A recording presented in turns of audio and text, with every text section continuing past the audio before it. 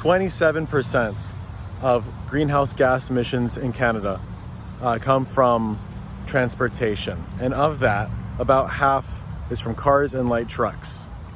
The US follows very closely with 26.1% of their energy use being transportation, and half that as well being cars and light trucks. So, if around 14% of our emissions are caused from driving from point A to point B, how can we mitigate, how can we fix this and reduce that for the future to help with the ongoing climate catastrophe? In response to the concern for the environment, automakers and governments are turning to electric cars as the solution. Elon Musk, the richest man in the world, has made a fortune off selling his promise of a future where cars can coexist with sustainable practices. And Joe Biden has pledged to spend $174 billion in electric car infrastructure, along with $100 billion of rebates to consumers who buy electric cars. This is a move that Cato Institute, a libertarian think tank, accuses of being a political stunt and has nothing at all to do with environmental protection. While there are no tailpipe emissions coming from electric vehicles, they still carry a heavy environmental impact. A 2022 report from China concluded that EVs actually pose higher impacts than gas cars when it comes to metal and mineral consumption, as well as human toxicity potential. We must also not forget that no matter what fuels cars use, we must still build and maintain roads, and this has its own environmental impact. While the mainstream media has been shouting the accomplishments of EVs, they've been whispering their shortcomings. Now, I'm not going to blame cars entirely, because I personally love cars. This used to be my old car I used to drive. I loved it to death. It was a 1979 Pontiac Firebird. Old V8, probably the worst polluting. So I understand the cars are really fun, and for a lot of people, it is their passion. So beyond recreation, cars are essential for daily life. And emergency vehicles are a great example of this. We need them, right? And also for like grocery shopping, for transporting heavy gear and furniture, and also for transportation for people that aren't able-bodied enough to take public transportation or bike. However, if you see, the majority of people are commuting by themselves, and like the U.S. Federal Highway Administration has recently published that 45% of trips taken by car in the USA are under 5 kilometers. And also 86% of transport within cities, US cities, is done by cars. So those are distances that are realistic for people that are biking, walking, or taking public transportation. However, in North America, a lot of people are, as you can see right now, driving by themselves, commuting back and forth from work. I believe that when it comes to reducing the ecological impacts of cars, electric cars aren't the solution. It is instead undoing our post-war automobile culture. Car-centric infrastructure has become so normalized for many that an alternative is not easy to imagine. This, in tandem with a modern culture of sustainable consumption, has created the electric car savior fallacy. These are the two historic blocks at play here: the car-centric development and sustainable development historic blocks. But what are historic blocks? Put simply, it is when those with influence create and uphold ideological frameworks that favor their interests. Those who accept these ideas are unaware of them and can have difficulty seeing beyond their boundaries. A well-known example would be the sugar industry during the 20th century and how they used their financial power to fund research that promoted the idea that fat was responsible for cardiovascular disease and obesity. We have since learned that sugar is more likely to cause these disorders, and that some fats can not only be healthy, but essential for a balanced diet. Still, to this day, there are many who continue to see fat as the enemy, and this displays how powerful and effective historic blocks can be. First historic block that I'd like to talk about is what I'm calling the post-war car development block.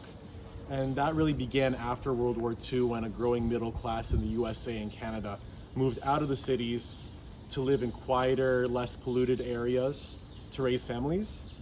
And this was really fueled by the popularization of automobiles in the 50s, now that Americans can afford them.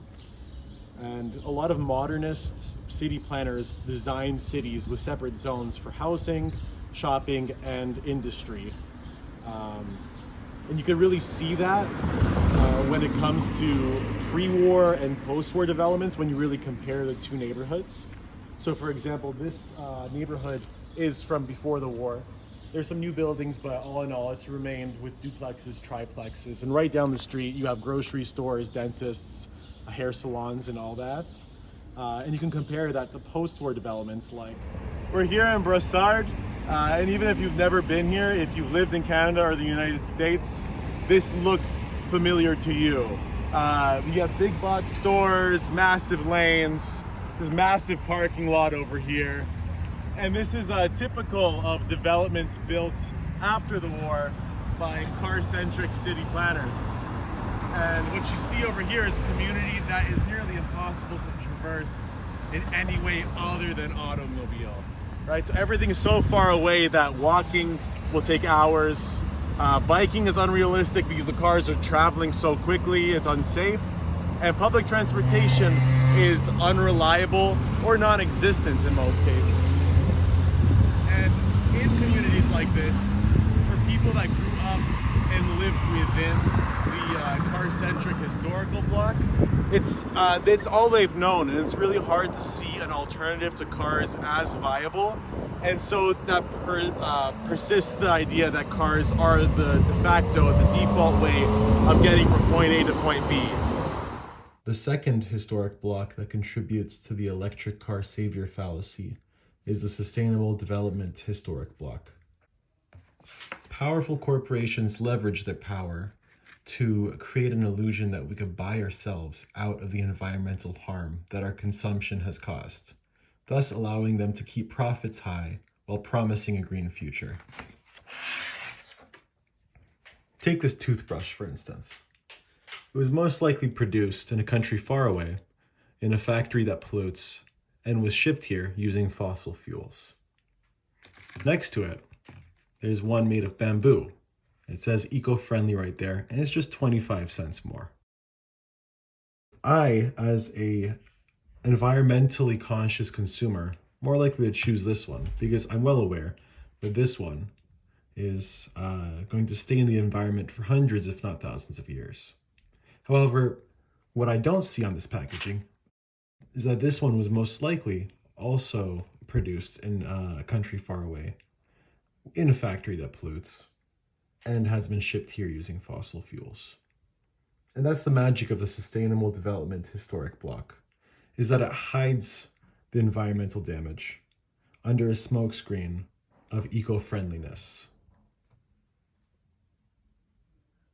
The myth of sustainable consumerism, combined with our dependence on cars for personal travel, creates the perfect soil for the electric car market to thrive.